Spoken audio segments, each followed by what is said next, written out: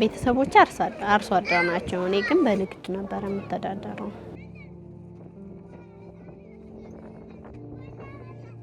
የሸቀጣ ሸቀጥ ሱቅ አለ፣ መጋዘንም የእህል መጋዘኖች አሉን። በነዛ ነበር ስንተዳደር የነበረው። ወለጋ ያለው በግብርና ስራ ነው እና ምርት ነበረ። ያው ጤፍ እናመርታለን፣ በርበሬ፣ በቃ ምንም የሚቸግረን ነገር የምንገዛው ነገር ጨው ከጨውና ከስኳር ውጭ የምንገዛው ነገር የለም ነበር። እንጨት እየሸኩኝ እሳቸው ጫካ ይመነጥራሉ። ያንን ጫካ እየመነጠሩ እንጨት ባኮ የሚባል አገር እየሸኩኝ መውለድም ደረስ ወለድንም አገኘንም። እንደው ጅንጆሮ ጦጣ ቢሆን ብንጠብቅም እናገኛለን።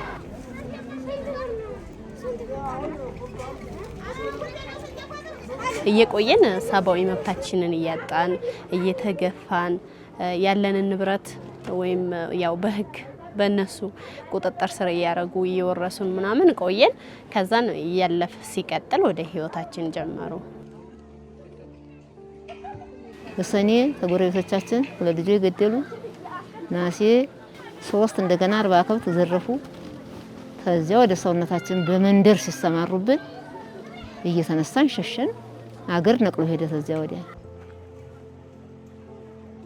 ልንፈናቀል አካባቢ ከመከላከያ ተላከልንና ያው እንዳትለቁ ነው መጀመሪያ ላይ እንዳትለቁ ቤታችሁን ነው የምንባለው። እዛው ነው የምንቀመጠው። እኔ አሁን ልጄ የዛን ሰዓት የ5 ወር ናት። ግን ቢያንስ ወደ ሳምንት በላይ በቆሎ ውስጥ አድሬያለሁ። ብርድ ልብስ አንይዝም። ማታ ሲሆን ወተን እዚያ ነው የምናድረው። ለምን ቤቱን ከበውት ነው የሚያድሩት። እንደዚህ አሁን እንደዚህ በቃ እያንዳንዱ ቤት እየተሰበሰብን የዲያንን ይመስለንና እንደዚህ እናድራለን። በቃ ምንም እንትን የለም። በካራ ርድጣል ነው ትንሽም እንትን ያለው እንደማ አልሞትም ባይተጋደ ያለ የለም። እሱንም ነው በበራሪ ጥይት እዛው እንትን ይላል። ሴቶቹን በቃ ርድ ዘራነውን የቤት ዕቃ ምንድነው የለም። ቤታችንን መለስ ብለን አላየነው። ሄደን ወደ ፍታችን ወጣን። ነሐሴ እስኪያልቅ ድረስ ያገር ሰው ንቅል ብሎ ወጣ። የበቆሎ እንትን አለው መሀል ላይ እንደዚህ መስመር አለው። እዛ መስመር ውስጥ ነው እንደዚህ ተኝታ የምናድረው። ባትሪያቸው ሲመጣ እንደዚህ ይታየናል። አወጣጣችንን ማታይ ፌስታል ይዘን ወጣ። ተማሳችን አድረን ስንት ሆነን ግን ዘመዶቻችን ወገኖቻችን ሳይሞቱ ሩሃቸው ሳይወጣ እነሱን እያስፈራሩ እየትም እየሆኑ አረዷቸው እንጂ ወገኖቻችን ታልጅና ተኛ ደህና ነው። ግን ዘመዶቻችን በካራ ቀርተዋል። ህይወታቸው እያለ ነው የዱር አራዊት በልቶ የጨረሳቸው። ውሻ፣ ጅብ፣ አሞራ ሲበላቸው ያው እየተንፈራፈሩ ነው ያለቁት ቤተሰቦቻችንና በጣም ለመስማት ወይም ለማስተዋል ራሱ በጣም የሚዘገነን ችግር ነበረ። የወንድሜ የአጎቴ ልጅ አንዱ እዛው ነው የገደሉት። ሁለት አንደኛው እዛው እያየነው ነው በመሳሪያ የገደሉት። አንደኛው ደግሞ ወስደውታል። ምንም እንዳደረጉት አናውቅም። እስካሁን ድረስ ሙቷልም ምንም አልተባለም። አንደኛው አስክሬኑንም አይተነዋል ባንቀብረው ማለት ነው። ማለት የዛን ሰዓት ማንም የተቀበረ የለም። ሁሉም በቃ ለራሱ ህይወት ስለሆነ የሚሸሸው አስክሬን ዝም ብሎ በየቦታው ነው ውሻ በልቶት ይቀር። ከቤቴ እንደምታዩት ቤት ሁላችሁም አላችሁ። በቃ ይሄው እንደዛሬ እንደወጣችሁ በቃ ቀራችሁ። እኔም ወጣ እንዳልኩ ቀረሁ። በቃ የቤቴን ንብረት አንድ ቀታ ላወጣ፣ አንድ ልብስ ካላወጣ፣ አንድ ነገር ካላወጣ ከብቴም እንዳለ ቀረ፣ ቤቴም እንዳለ ቀረ፣ ቤተሰቤም በዛ ቀረ። እስኪ ካረዱት እናንተ ለራሳቸው ራሱ ብቻ ሁሉም የሰው ልጅ ነው። ክርስቲያንም ቢሆን ሙስሊምም ቢሆን ሁሉም የሰው ልጅ ነው።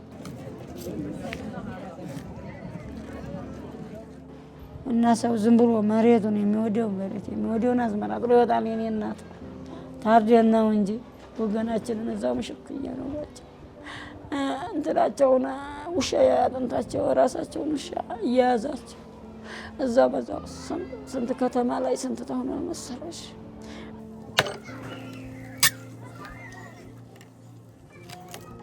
ይኸውና እንደዚሁ ያው ጎድራጊ ትንሽ ያመጣልን እሷን ከመሞት መሰንበት ይሻላል ብለን ይኸው እስካሁን ደርሰናል። እስካሁን ደረስን። ግን አሁን ተነማንኛውም ቆሞብን እንደዚህ ሆነ ያለን በልብስም በፍራሽም ቢሆን በብርድ ልብስም ቢሆን በምግብ አይነ አንጣርም ቢሆን ማንኛውም ቆሙብን። እንደዚሁ በችግር ላይ ነው ያለነው፣ እየተቸጋገርን ነው ያለነው።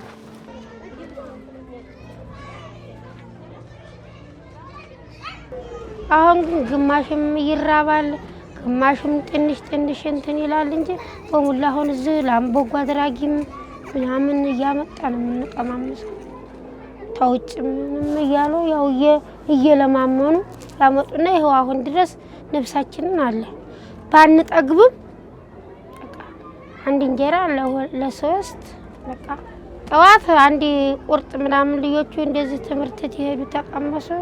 ከዛም በቃ ማታ ደግሞ ቁርጥ ነው እንጂ እንደዚህ ጠዋትም ቀን በ6 ሰዓትም መብላት የለም። እኛ ተለለ እኛ ትንሽ አንጀታችንን እናስርና ለእኛ ለጥንንሾቹ እንሰጣለን ተሚያለቅሱብን ብላ ነው እንጂ እንደዚህ መጥገብ ምናምን የለም።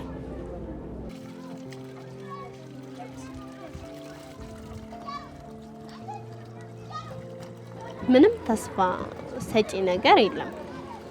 ባለቤት የሚያስተዳድራን ቀን ስራ እየሰራ ነው። ድጋፉም እንደምታዩ ነው። አሁን በህዳር ወር የተሰጠን እስካሁን ድረስ ምንም ነገር የለም። ያውም ደግሞ ፉል ፓኬጅ አይደለም፣ ተሟልቶ አይደለም የሚመጣልን፣ በቆሎ ብቻ ነው የሚመጣልን። ያንን ምግብና አስፈጭተን ያንን ደግሞ ወደ ወጥ ሽሮ፣ በርበሬ፣ ጨው ቀይረን ነው የምንበላውና ከ15 ቀን ያልሞላ ለ15 ቀን እድሜ ራሱ የሚሆን ግብአት አይደለም የሚሰጠን። ሰው ካልሞተ ምንም ችግር የለውም አለ እስካሁን ማለት ነው። አሁን ይሄ ሸራ እንደምታዩት ሸራ ነው። አሁን ላይ ደረቅ ስለሆነ ምንም ችግር የለውም። ክረምት ላይ ግን ውሃ ታቅፈን ነው የምንተኛው፣ ውሃ ላይ ማለት ነው። ከስር ውሃው ይፈልቃል፣ ከስር ሸራ አለ። ሸራው ላይ ስንተኛ በቃ በሽተኛ ሆኖ ለራሱ ፀሐይ ሲወጣ አሁን ደህና እንሆናለን እንጂ እኔ አሁን አስም እታመማለሁ፣ አስም በሽተኛ ነኝ። በዛን ሰዓት ያው ሆስፒታል ባለፈው ራሱ ወደ 15 ቀን ነው ሆስፒታል የተኛሁት ታምሜ ማለት ነው። አስሙ ያፍነኛል፣ ውሃው ሲነካኝ ቅዝቃዜ ስለሆነ ያፍነኛል። ስለዚህ መኖሪያ እንኳን በቃ ቤት እንኳን ቢያንስ ፍራሽ እንኳን የለው ለጎናችን ማለት ነው።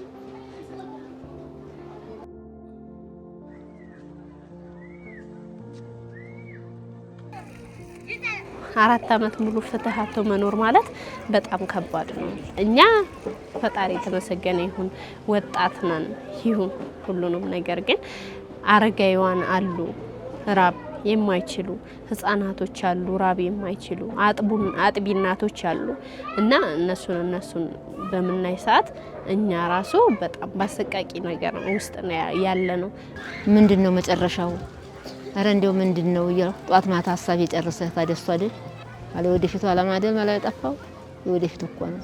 እስታሁንማ ተደረሰ መቼም ተቸገርንም ራብንም ተጠማንም ምንም ሆነን እስታሁን ተደርሷል። ሌላው ቀርቶ የተቀመጥንበት ሸራ ሊያክርም አልቻለም። በቁቶት አልታሁን ቀደም ራሱ አንስቶብን በግድ ነው እንደገና መስመር እየተገዛ እንደገና ወራ እንትን የሆነች እንትን ቀጫጭን ነገር እየተፈለገች እሷ እየተመታኝ ነው የሰነበትነው። እሱ ራሱ አስጊያችን ነው። እኛ ወደፊቱን አላውቅም እንዴት እንደሚደረግ እሱ ፈጣሪ ነው የሚያውቀው። እንግዲህ የምናለን እኛም ይሄ ደርሶብን የለፋንበትን ታንወድ የግድ እነሱ ፈልቀው ወስደውብን የራሳችንን ለሰው ሰጥተን ጥለን መጥተን እኛ ዛሬ እንደወፍ የለቱን ትንሽ ይሰጡን እስካሁን ደርሰናል። ምናልባት ፈጣሪ ምናልባት ቀን ይወጣ እንደው ብለን እየጠበቅን ነው። አገር ተሆነና ደህና ተሆናለን አንከስብ ተበሽተኛ አይደለን እንዴ? ስለዚህ አገር ተሆነልን ያችን መሬታችን አጋስተን ብንጦር ይሻል ይመስለናል። ግን እዝጋ ሽጋር ተሚጨርሰን እዛው ወታችን ገብተን ሽጋር ቢገለን ይሻላል በጣም እዚህ በቃ የምንም ሰውነታችንንም እየጨረስን ነው። በቃ ችግሩም እየገባን እዛው ብንገባ ይሻለናል። መቼም ዝጋስ መቼ ድረስ ነው እንደዚህ ለምነን ሰውም ሸለቸው በጣም